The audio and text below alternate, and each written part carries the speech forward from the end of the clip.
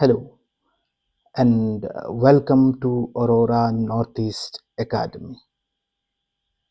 Uh, in this video, we'll discuss how to approach modern Indian history for Mizoram Civil Services Examination. As you know, there are a few core topics which has to be completed thoroughly with conceptual clarity, rigorous practice, and modern Indian history is one such section for your Mizoram Civil Service examinations. You have to be factually sound for answering the prelims question. Again, the conceptual clarity will help you in answer writing in the mains. So let's get started. The modern Indian history, we can break down modern Indian history section into various subcomponents. Modern Indian history.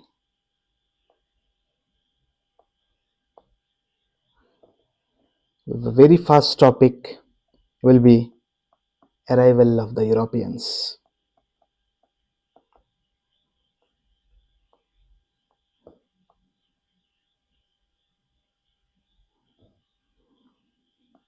As you know, various European powers came to India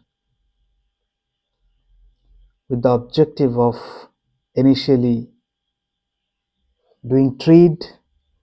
India was rich in textiles, in spices, and the European powers, one after the other, tried to reap the benefits of the trade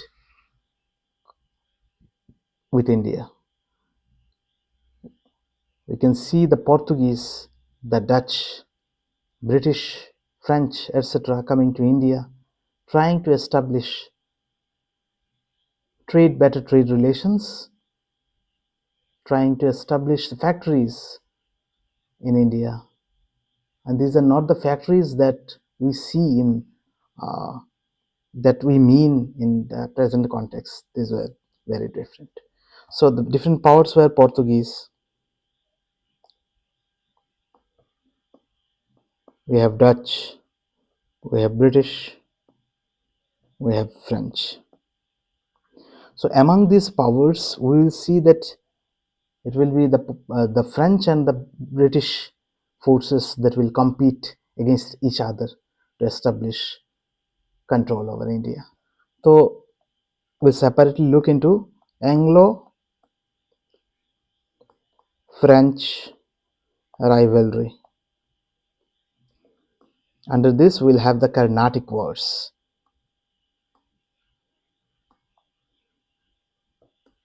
I hope it's clear.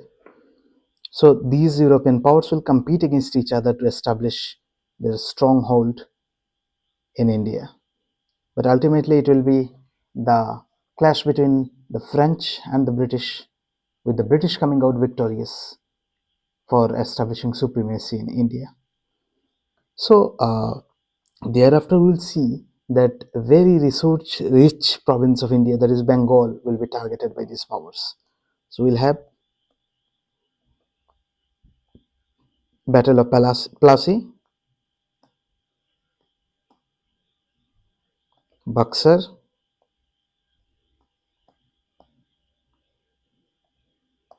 and through these battles, British will try to control Bengal initially, and taking Bengal as their base, they will try to establish their supremacy throughout the territory of India.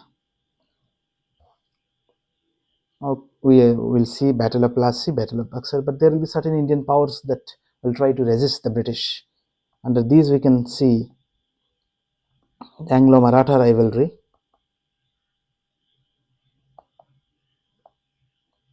we'll see the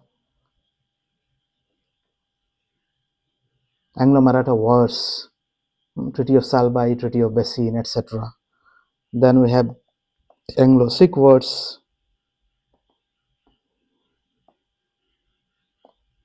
how the Sikh Empire came into being by the efforts of Maharaja Ranjit Singh and what happened after his death. We'll look into all these aspects.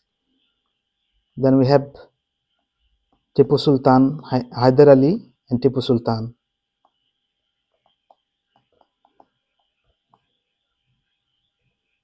How they tried to resist the British conquest in their respective territories. So these are the very turbulent period in modern Indian history. But once the British get some sort of power, they will try to establish administrative machineries in India. So we'll look into the administrative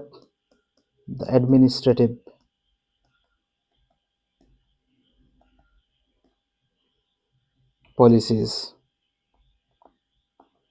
We'll look into regulating act. We'll look into Pitt's India Act. We'll look into Charter Acts. And in the 20th century, we'll look into the Government of India Act, 1919, 1909, 1919, 1935, etc. We'll look into the economic policies. Under the administrative policies, we'll look into the various governor generals. In economic policies, we'll look into the British land revenue policy. It will be a very thorough and long chapter. Land revenue policy.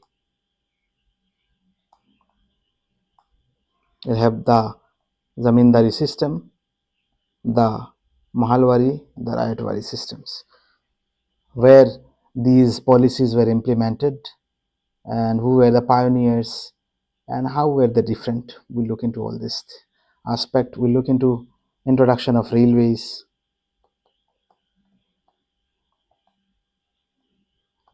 What was the benefit of introducing railway in a country like India, which was witnessing poverty, famine, etc. So we'll also look into the famine policy of British. Millions perished in the Bengal famine.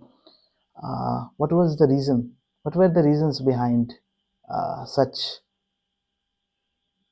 conditions?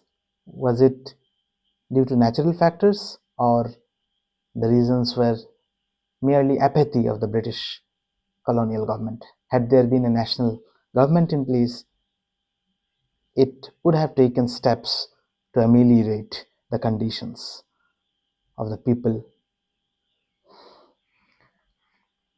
experiencing famine. So in the economic policy, we'll read all these aspects. So we have looked into administrative policies. We'll also look into the economic policies also, and then the major unit, that will be the revolt of 1857. 1857, how Indians, due to severe repression and discriminatory policy of the British government, tried to revolt. Many scholars, many historians, many freedom fighters have called the revolt of 1857 as the first nationalist war of independence. We'll look into it, how far it is justified. We'll have a debate for your answer writing, that is mains paper. But for prelims, we'll look into the different centers where the revolt of 87 broke out and who were the leaders associated with these centers. Then we have the formation of Indian National Congress. We'll have the moderate phase of the Congress. Then we have the extremist phase. But prior to this, we'll have the Swadeshi movement. Swadeshi movement. Where did it break out? Who were the leaders? Then we have the Surat split. We'll also talk about the revolutionaries.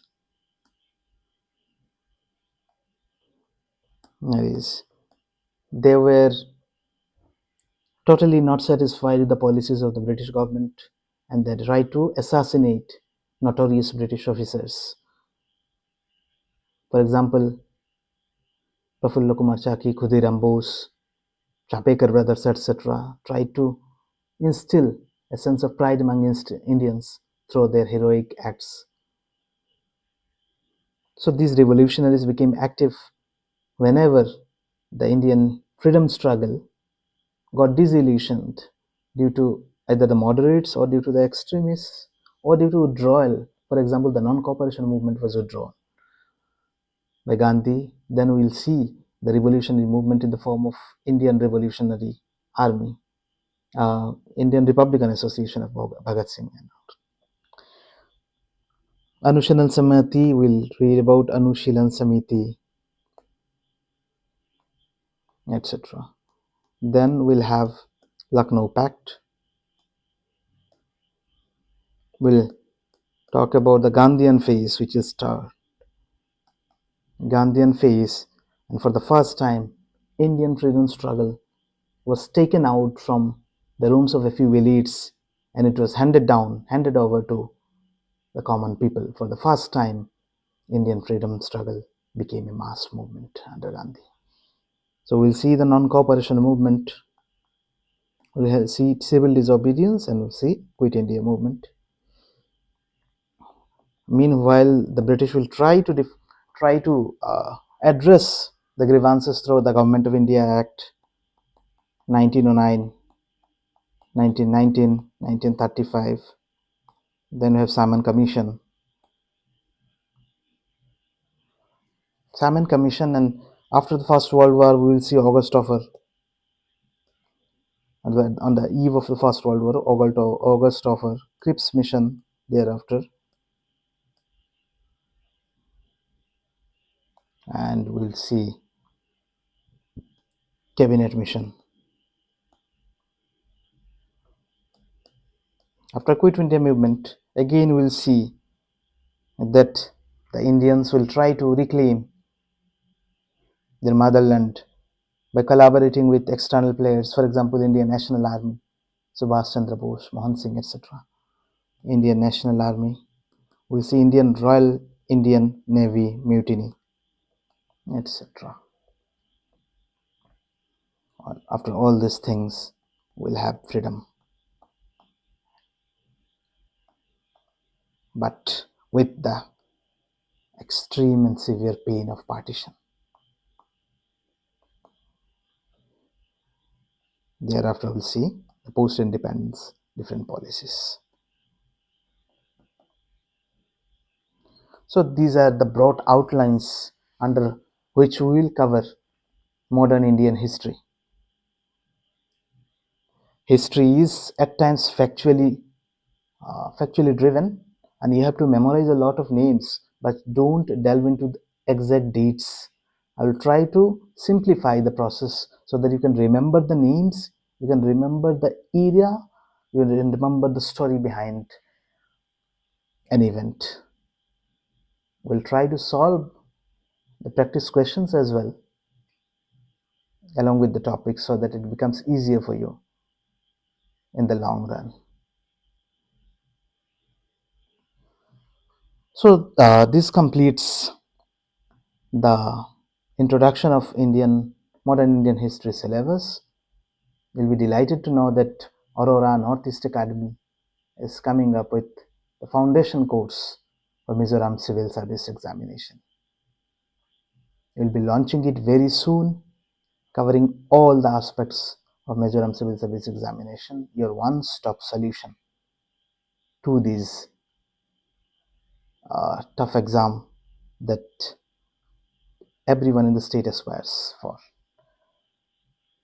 So I hope you have enjoyed this small session, and I will let you know when our foundation course will get started.